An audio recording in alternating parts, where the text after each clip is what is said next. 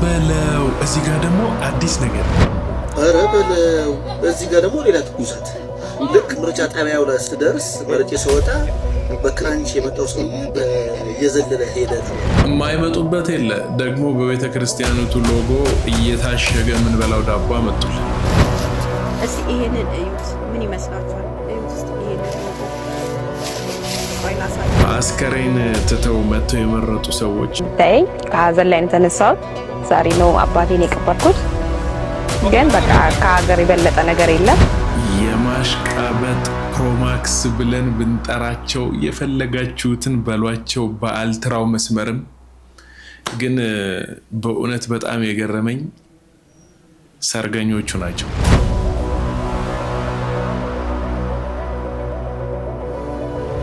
ዛሬ ሰርጋችን ነው ደግሞ ያው ምርጫችን ነው። ከሆስፒታል ግሉኮስ ሁሉ ነቅለው ከሆስፒታል ግሉኮስ ጭምር ነቅለው ወረዳ ይዘው የሚስተናገዱና የሚመርጡ ሰዎችን ታዝበናልና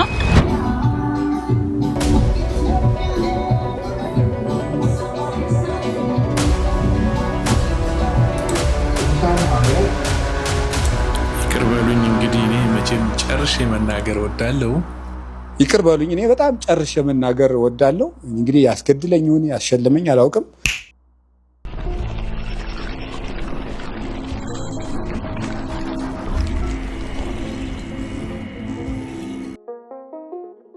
አእምሮን ሁሉ የሚያልፍ የእግዚአብሔር ሰላም ከእኔና ከእናንተ ጋር ይሁን። እንደምን ሰንብታችኋል? እንደምንስ ቆያችሁ? እግዚአብሔር የተመሰገነ ይሁን። ይህችን ቀን ዛሬ እንድናይ እርሱ ፈቅዶልን ነውና የመጣ ነው። ዲያቆን አቤሜሌክ ነኝ። ወደ እናንተ ወቅታዊ የሆኑና ሰበር የተባሉ ዜናዎችን እንዲሁም ወቅታዊ ጉዳዮችን ይዤላችሁ መጥቻለሁኝ። የትም መሄድ አይቻልም። የመጀመሪያው ይህ ቪዲዮ ለመጀመሪያ ጊዜ ወደ እናንተ ከሆነ የመጣው ሰብስክራይብ የምትለዋን በተን እንዲሁም የደውል ምልክቷን እየነካችሁ አብረን እንጓዛለን። ለምንድነው ግን ሰብስክራይብ ማታደርጉት? ለምንድነው እሱ ሰብስክራይብ ማታደርጉት? ሰብስክራይብ የምትለዋን የደውል ምልክቷንም ንኩ። አብረን እንቆያለን። ወደ ቪዲዮ እንሂድ። እንግዲህ እኚህ አባት ጥሩ መልእክት አስተላልፈዋል ብዬ አስባለሁኝ። እስኪ የሚደርስ ከሆነ ባለቤቱ ጋር ባይደርስ እንኳን ጎረቤቱ ጋር እንዲደርስ ይቺን ነገር አድርሱልኝ። ሞት አንገፈገፈኝ። ወንድሞችን ከጎኔ አጣሁ፣ ወገኖችን ከጎኔ አጣሁ። በእገታ በዘረፋ ብዙ የተሰቃየን የአገር ዜጎች መብት ወጥቶ የመግባት ስጋት። ኧረ በየትኛው መንደር፣ በየትኛው አካባቢ፣ በየትኛው ከተማ ነው ሰው በሰላም ወጥቶ በሰላም የሚገባው? ናፈቀን እኮ ናፈቀን። መቼ? በጣም እርግጠኛ ነኝ የሚቀጥለው ዓመት የተከበሩ ጠቅላይ ሚኒስትር አብይ አህመድ እርሶም ጠቅላይ ሚኒስትር እንደሚሆኑ በጣም እርግጠኛ ነኝ። ግን እንዴት ነው የሚቀጥለው? ሹፌር እየተገደለ፣ ሹፌር እየተዘረፈ፣ ሹፌር እየታገተ እንደዚህ ነው የሚቀጥለው? ጥያቄ ያለኝ ለእርሶ። እስከ አሁን የመጣንበት መንገድ ትክክል አይደለም፣ ትክክል አይደለም፣ ትክክል አይደለም። ሊያስተካክሉ ይገባል። የተሰሩ መሰረተ ልማቶች በሀገሪቱ መካከል በጣም ብዙዎች ናቸው። ስለ ሰው ግን አልተሰራም፣ ስለ ዜጋ አልተሰራም። የዜጋ መብት አልተሰራም። የዜጋ ደህንነት አልተሰራም። ሰው በሰላም ወጥቶ በሰላም እየገባ አይደለም። ሹፌር በሰላም ወጥቶ በሰላም እየገባ አይደለም። የሚቀጥለውን ዓመት ሲያስቡ ምንድን ነው የሚያስቡት? እየሰሙ ጆሮ ዳባ ልበስ ብሎ መሄድ፣ አሁንም ወደፊት መሄድ፣ መብራት እያበሩ ሰው እያጠፉ መሄድ። ምንድን ነው የሚቀጥለው? ምንድን ነው? እኔ ጥያቄ አለኝ ለእርሶ፣ ጥያቄ አለኝ። ፖለቲከኛ አይደለሁም ግን ጥያቄ አለኝ። መብት ስላለኝ ጥያቄ አለኝ። ሹፌር ስለሆንኩኝ ጥያቄ አለኝ። በስጋት ነው እየተራመድን ያለ ነው። ስጋት አለኝ። ጥያቄ አለኝ። ጥያቄ አለኝ። ገዳያችን በዝቷል። አጋቻችን በዝቷል። በቃ መውጣት መግባት አልቻልንም።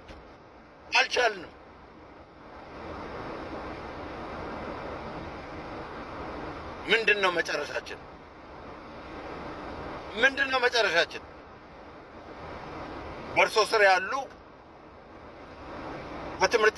በትራንስፖርት ሚኒስትር ተብለው የተቀመጡማ የዛሬ 40 ዓመት መንጃ ፈቃድ ያወጣውን ሰው እስከ ዛሬ አጠራቀማትን ጥሪቱን ለመብላት ፕላን እያደረጉ ነው ያሉት። እንደዚህ ነው የሚቀጥለው? አይመስለኝም።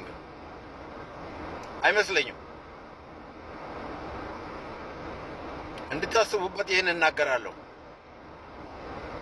እንድታስቡበት። አንድ ተራ ሹፌር ነኝ። ሞት አንገፈገፈኝ። ወንድሞችን ከጎኔ ያጣሁ፣ ወገኖችን ከጎኔ ያጣሁ።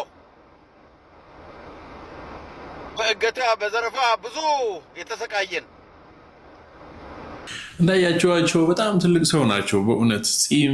ጸጉራቸው ተቀይሯል ወደ ነጭ። በጣም ብዙ የደከሙ ብዙ እንደለፉ ያስታውቃሉ። የብዙ ልጆች አባት እንደሆኑ ቤት ቁጭ ብለው አይናቸውን የሚያዩ ቤተሰብ እንዳላቸው የሚያስታውቁ አባት ናቸው። በዛውም ልክ ደግሞ ረዥም ዓመት በሹፍርና እንደተጓዙና ልምዱ እንዳላቸው የሚያሳዩ በሁለት በሶስት ወገን ጭፍጭፍ እየተደረጉ ነው እነዚህ ሰዎች እና ማን ሮሯቸውን ይስማ? ማን ሀዘናቸውን ይዘን? በእውነት የምሬን እኮ ነው።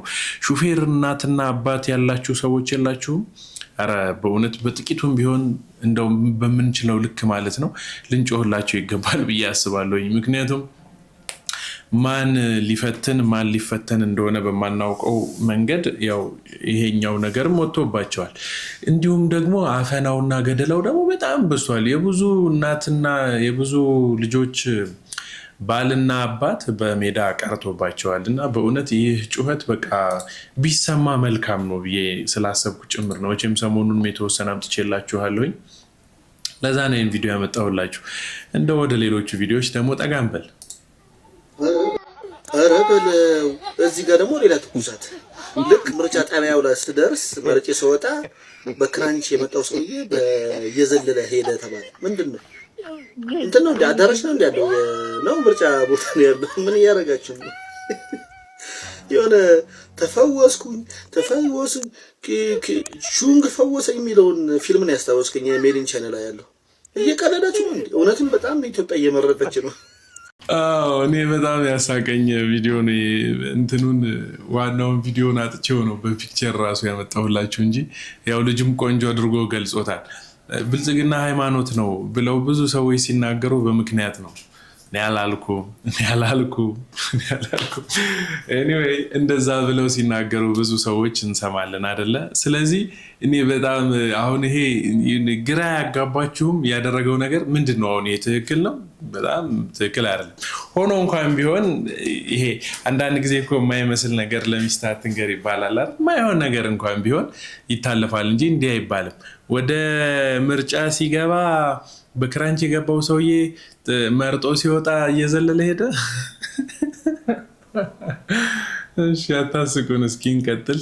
አስክሬን ቤት ውስጥ አስቀምጠው ለምርጫ የወጡ የቤተሰብ አባላት በሰሜን ሸዋ ዞን አባያ ቀበሌ ሳክላ ምርጫ ጣቢያ እጅግ ልብ የሚነካና ታላቅ የዜግነት ኃላፊነት የታየበት ክስተት ተመዝግቧል። ልጃቸውን በሞት የተለየባቸው ቤተሰብም አስክሬን ቤት ውስጥ አስቀምጠው 7 የቤተሰብ አባላት በማለዳ ወደ ምርጫ ጣቢያም አምርተዋል። በቦታው የነበሩ ማህበረሰቡም ለሀዘንተኛው ትልቅ ክብር በመስጠትም ሰልፍ ሳይጠብቁ ቅድሚያ ሰጥተው ድምጻቸውን ከሰጡ በኋላም ወደ ለቅሶ ቤታቸውም ተመልሰዋል። አስተያየታቸውን የሰጡት ምክትል ጠቅላይ ሚኒስትር ተመስገን ጥሩነህም ይህ ተግባር ህዝባችን በምርጫው ሂደት ላይ ያለውን ጽኑ እምነትና ለሀገር ያለው የላቀ ክብር በተግባር ያረጋገጠበት ሕያው ምስክር ነው ሲልም ኢቢሲም ዘግቧል። በእውነት እኔ ይሄ የማሽቃበጥ ፕሮ ብየዋለሁ ይህንን እና አይገርማችሁም? በዚህ ልክ ሰው አስከሬን ቤት ውስጥ አስቀምጦ ለምርጫ ወጥቶ መምረጥ እንዲህ የሆኑ የሚያስቁ ነገሮች ሆነዋል አይደል? በዚህ ምርጫ ውስጥ መቼም ምርጫውን የተደረገውን ነገር ለማደናቀፍ ነው ልትሉኝ አትችሉም ብዬ አስባለሁኝ። ምክንያቱም አንዳንድ ጊዜ የሚበልጥ ነገር አለ። አስከሬን ቤት ውስጥ አስቀምጠህ የሀገር ጉዳይ ይበልጣል ብለህ ሄደህ መምረጥ የትኛውን? እኔ ግን እንደውም ምን ትዝ አለኝ እዚህ ጋር መሰላችሁ? ይልቅ ልጁ የሞተበት ምክንያት በምን እንደሆነ ባቅ እንደው ሁሉ ደስ ይለኛል። የምሬ ነው። ማለት እንደው በትክክል አንዳንድ ጊዜም እኮ ይፈረዳል አይደለ? ለመፍረድ እና እኔ ወጣቶች እዛ ቦታ ላይ ሄደው እንዳልመረጡ ብዙ ወጣቶች በፍጹም እንዳልመረጡ ወደ 143 አካባቢ የሚሆኑ የምርጫ ቦርዶች እንደተቋረጡ ዝግ እንደነበሩ እንዳልተከናወነባቸው ምናምን ነው የሰማሁት። የተለያዩ የምርጫ ጣቢያዎችን በስራ ምክንያት ለማየት ችዬ ነበርና ወጣት የሚባል ምንም ነው የሌለው። የአርሰናልን ኳስ ለማየት እንደሄደ በዛው የቀረ ነው የሚመስለው ወጣቱ የለም። ትላልቅ ሰዎች ናቸው አብዛኞቹ እየመረጡ ያሉትና ለምንድን ነው ለመምረጥ ያልመጣችሁት? እኔ ተመራጩ አካል ማን እንደሆነ ካሁኑ ስለገመትኩ ስላወቅኩ ነው አልመረጥኩም። የእናንተ ምክንያት ግን ምንድነው? እስኪ ኮሜንት ላይ ጻፉልን። ያው እንግዲህ ምን ስራው ምን እንደሆነ አይታወቅም፣ ግን አልገለጸም። እሱንም ጫን ብሎ ግን ወጣቶች ሄደው አልመረጡም ይባላል ብሏል። እሱም ባየው ልክ ነውና ስንቶቻችን እዚህ ጋር ምልክት እንደተደረገብን ሁላችሁ እንደዚህ ነው። ያልሄድንበትን ምክንያት በደንብ ብዙዎቻችሁ ታውቁታላችሁ። እና አንዷ ደግሞ አባቴ ሞቶ ምናምን እያለች በቃ እንዴት ልበላችሁ የሆነ ሰው ሲወለድ የምናሳየው ወንድ ከነቃጭሉ ተወለደልን ብለው በጣም ደስተኛ እንደሚሆኑት ቤተሰቦች አባቷ ሞቶ የሰጠችውን ኢንተርቪው ላሰማችሁ። ከሀዘን ላይ የተነሳሁት ዛሬ ነው አባቴን የቀበርኩት። ግን በቃ ከሀገር የበለጠ ነገር የለም። አንድ ድምፅ ዋጋ አላት። ነገ ለልጆቼም ስለሚጠቅም ለእኔም ይጠቅመኛል፣ ለልጆቼም ለሀገሬም ብዬ ድምፅ ልሰጥ መጣ። የኔ እናት ወይ እንዶ በቃ እሰይ ሞተልሽ አባትሽ አይነት ነገር የለም። እንኳን ተወለደልሽ፣ እንኳን ማርያም ማረችሽ አይነት።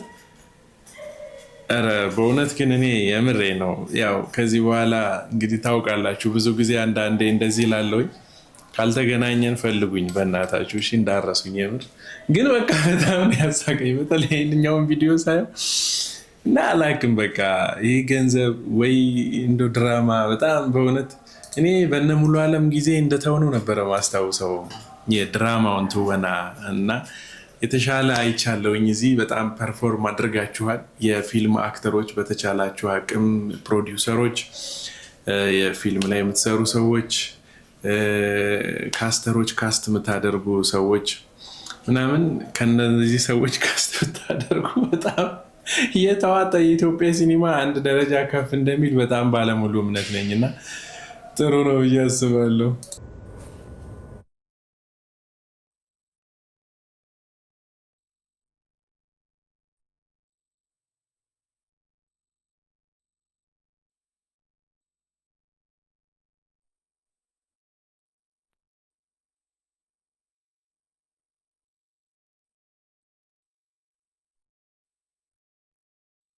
ዛሬ ሰርጋችንም ነው ደግሞ ያው ምርጫችንም ነው። ደስ ይለናል እና እግዚአብሔር ደግሞ ፈቅዶ ወዶ እንደዚህ በሚያምረው መልክ በሚያምረው ሰዓት ሰጥቶን ደስ ብሎናል። የግድ የአንድ ሰው ሻራ ስለሚያስፈልገን ብዙ ፕሮግራም እያለ ብዙ ጭንቀት እያለ የግድ ኢትዮጵያ መውደድ ስላለብን ኢትዮጵያ ደግሞ ትቅደም ብለን ከፊታችን ሁሉም እንደምናወራ ዛሬም ደግሞ በዚህ ጭንቀትም ሆነን በዚህ ደስታም ከባድ ነበረን፣ ግን እግዚአብሔር ይመስገን ያው ይሄን ሰዓት አገኝተን ይሄው መርጠናል። ደግሞ ሊያደርግም ሁሉም እንደ ትዳርም ሁሌ ሊያደርግ የሚያስበው ነገር ነው። ስለዚህ እሱን ደግሞ ደስ ብሎኝ በውስጤ ያሰብኩትን አድርጌያለሁ። ለኢትዮጵያም ለእኛም ይሆናል የምለውን አድርጌያለሁ።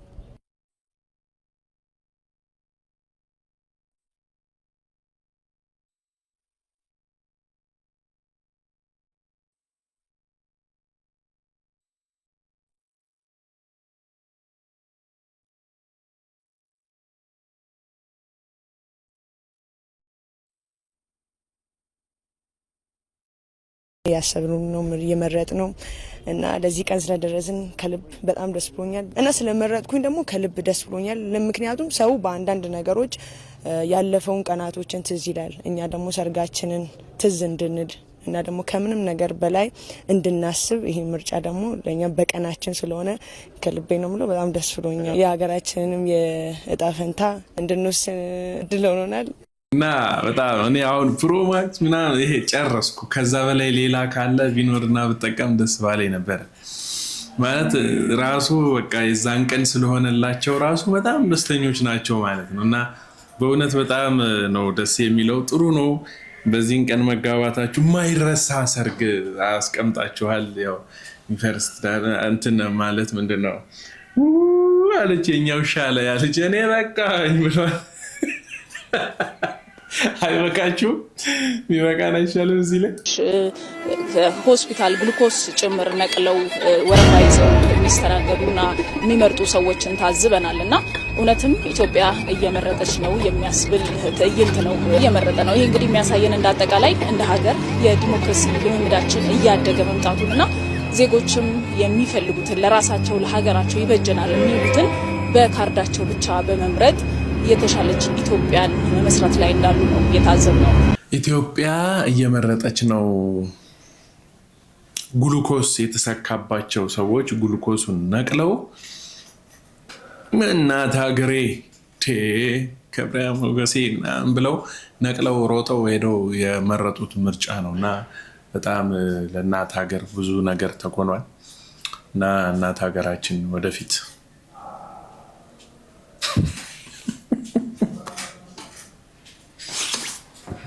ገባዋት። እኔማ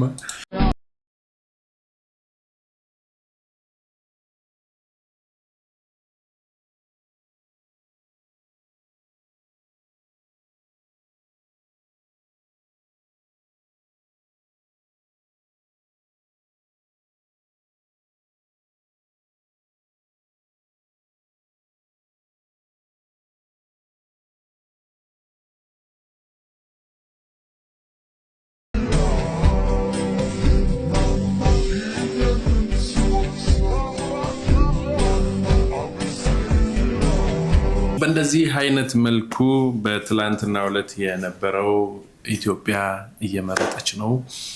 እንግዲህ በዚህ አይነት ሁኔታ ተከናውኗል ማለት ነው። ከብዙ በጥቂቱ ያስዳሰስኳችሁ ይህንን ይመስል ነበረ።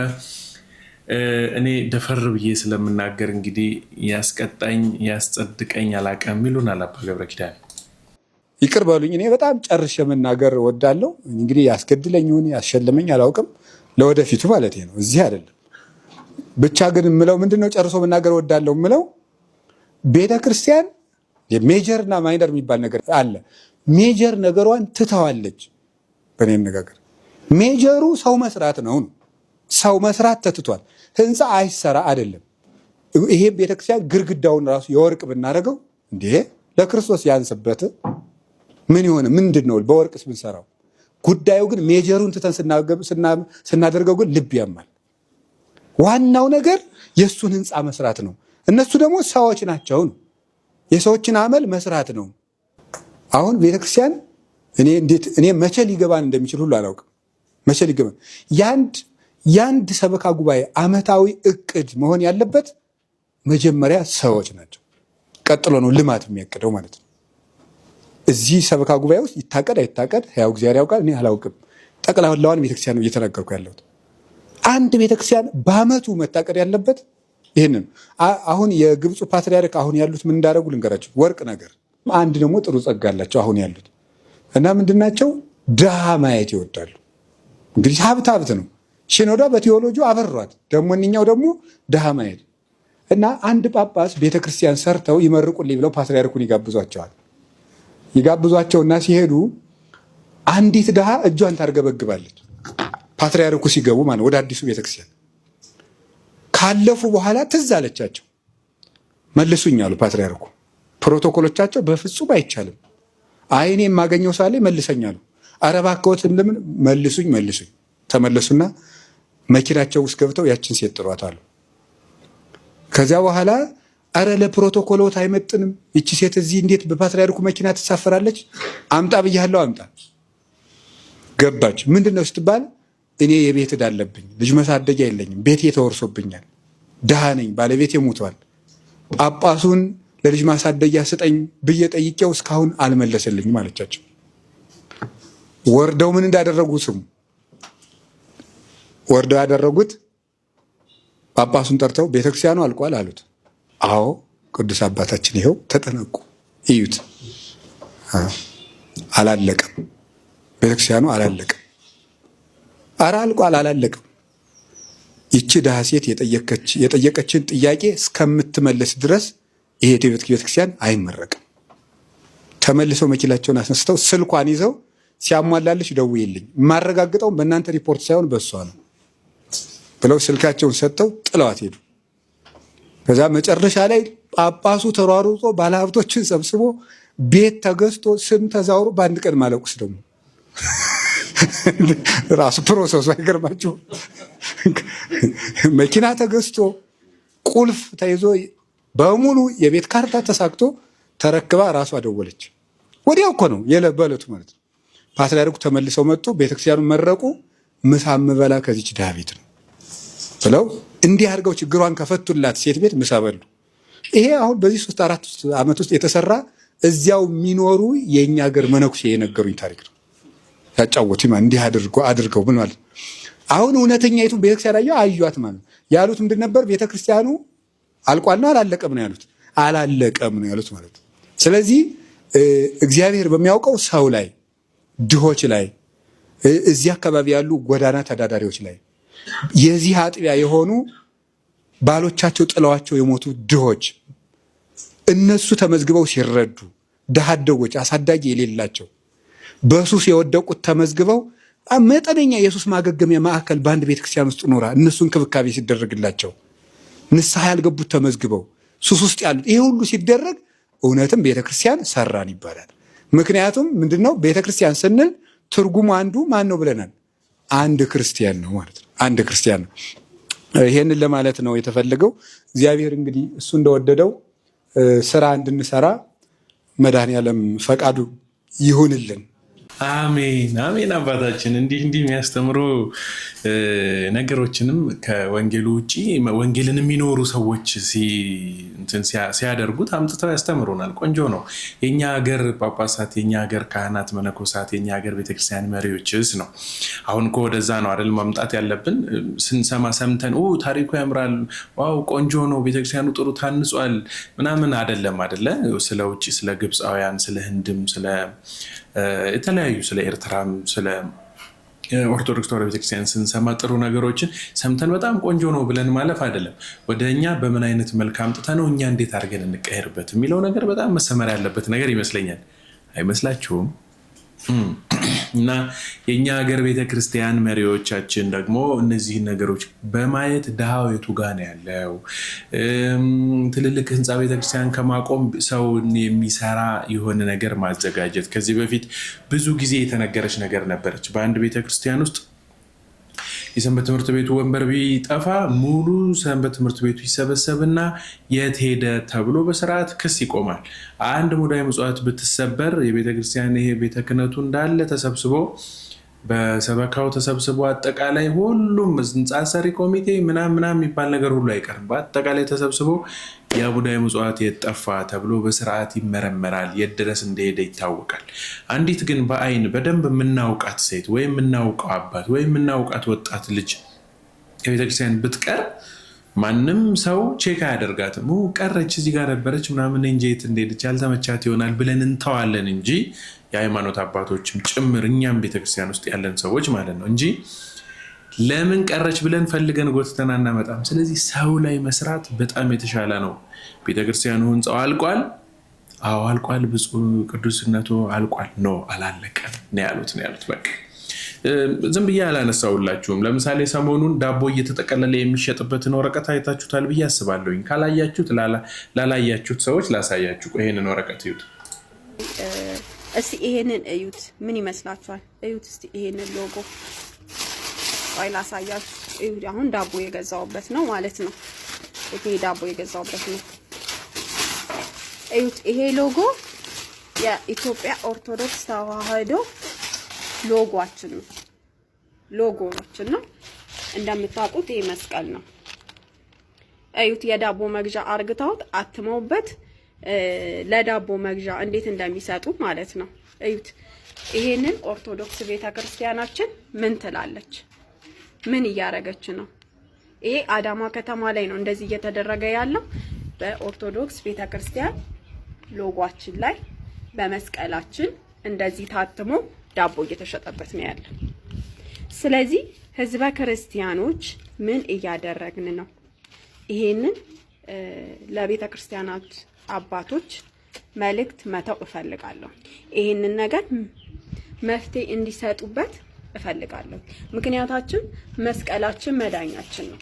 መስቀላችን ጌታችን ኢየሱስ ክርስቶስ ለኛ የተሰቀለበት ለኛ ነፃነትን የሰጠን ነው። ስለዚህ መጽሐፍ ቅዱሳችንን ቢሆን ለኛ ድህነትን የምናገኝበት ስለሆነ ይሄ ነገር መስተካከል አለበት ብዬ አምናለሁ። መስቀላችን የትም እየተረገጠ የትም እየተቀደደ መጣል የለበትም፣ እንደዚህ መደረግ የለበትም። ስለዚህ ይሄን ነገር እኔ ጥያቄ ለቤተ ክርስቲያን ለኢትዮጵያ ኦርቶዶክስ ቤተ ክርስቲያን ምን እየተካሄደ እንደሆነ ይሄ ነገር እንዲስተካከል ስል ጥያቄ ማቅረብ እፈልጋለሁ እና ሁላችሁም የቲክቶክ ቤተሰቦቼ ይሄን ነገር ሼር አድርጉት፣ ይሄን ነገር እንድትወያዩበት፣ ይሄን ነገር እንድታዩት ስል በእግዚአብሔር ስም አሳስባለሁ። ያው እዩት፣ የዳቦ መጠቅለያ አርግተውት ማለት ነው። ዳቦ የሚጠቃልሉልን በዚህ ያው ማየት ይችላል። ቤተክርስቲያንማ እኮ ህልውናዋን ካጣች፣ ክብሯን መከበሯን ካጣች፣ መፈራቷን ካጣች፣ ግርማ ሞገሷን በእውነት ከተገፈፈች እኮ ቆየ። አሁን ምልላችሁ ነው፣ ይሄ በጣም ትንሽ ነገር ነው እንደውም አይደል? የኢትዮጵያ ኦርቶዶክስ ተዋሕዶ ቤተክርስቲያን ሎጎ እና መስቀል ምናምን ያለበት ነገር ዳቦ ተጠቅልሎ የተሸጠ ነው።